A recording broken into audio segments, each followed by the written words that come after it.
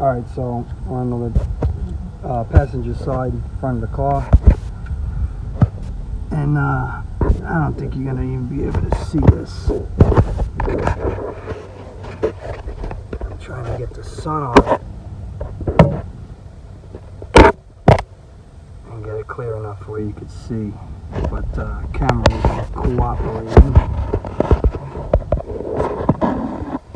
It's in there.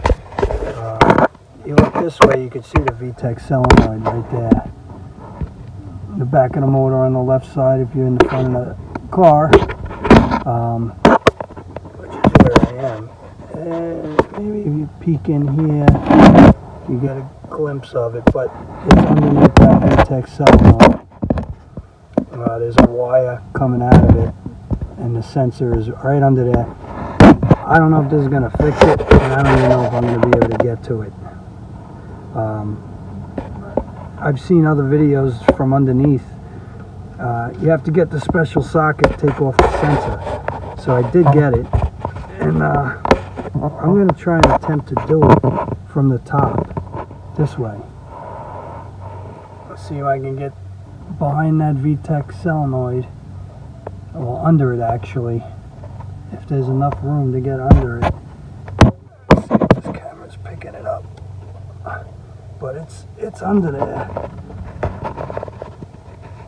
I don't know if we're seeing it or not, but I could see the wire. I could get to the wire. I could see the threads from the side. I could see the actual sensor.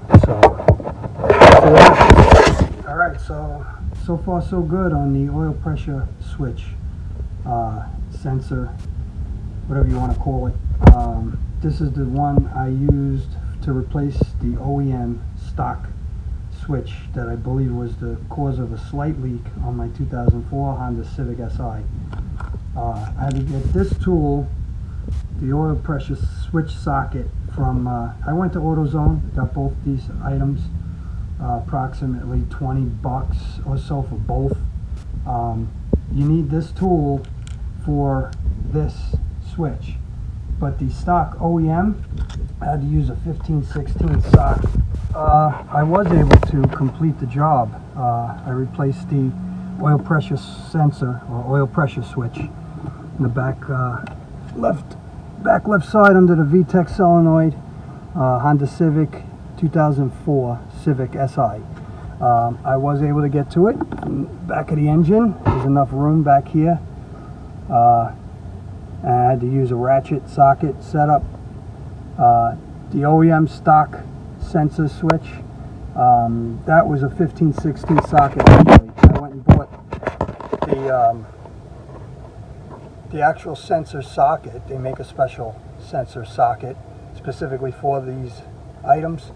And I got that at AutoZone, as I said before, and I think all went well. I put the high temp RTV liquid gasket as recommended.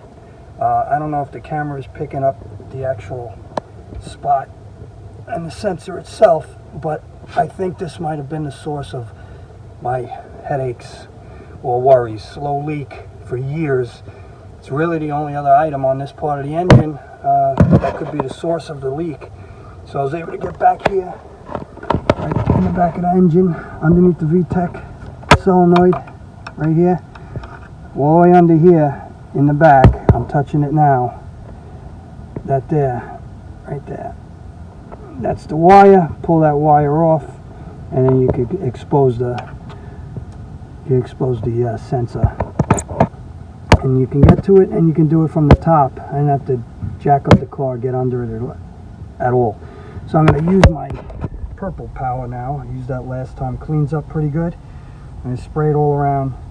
You're supposed to rinse it off. I'm going to see if I'm going to do that. I really should. You shouldn't leave it on there. I think it's corrosive. So I'm going to spray that on, see if I can clean up any residual oil that's been there, and then do a check. Run the car a bit and see, make sure I have no leaks. Hopefully all is well.